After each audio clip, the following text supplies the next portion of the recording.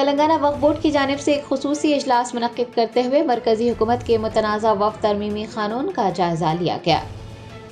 Syed Azmatullah Husaini सदरनशीन Telangana state वक्फ board की सदारत में हज हाउस नामपल्ली में एक खुसूसी इजलास मुनक्किद हुआ, जिसमें मरकजी हुकूमत के मुजव्वज़ा वक्फ तरमीमी कानून 2024 का जायजा लिया गया है।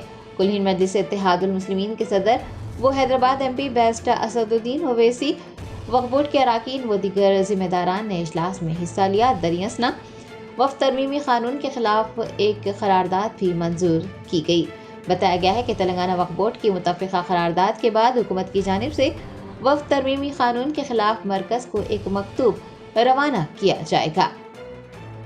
वक्फ बोर्ड सदर नशीन सैयद अजमतुल्लाह हुसैनी ने मीडिया के नुमाइंदों से बात करते हुए खुसूसी इजलास की तमाम तर तफसीलात बताई हैं।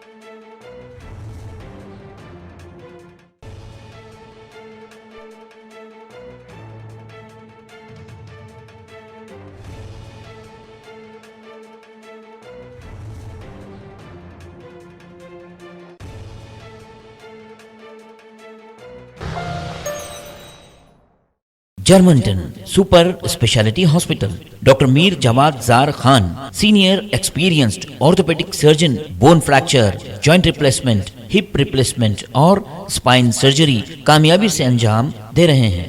इसके अलावा neuro surgery, cardiology, gynaecology, dental, general medicine, dialysis और फिजियोथेरेपी जैसे शोबाजात में इंतहाई कामयाबी के साथ वाजबी फीस में इलाज किया जा रहा है। शेयरिंग और प्राइवेट रूम्स, अस्पताल में 24 घंटे MRI, CT scan, 2D digital x-ray, ultrasound, operation theatre, ICU और लैब की सहूलत दस्तयाब है। आपकी उम्मीदों के ऐन मुताबिक Germanten super speciality hospital, pillar number 150, Attapur, Hyderabad.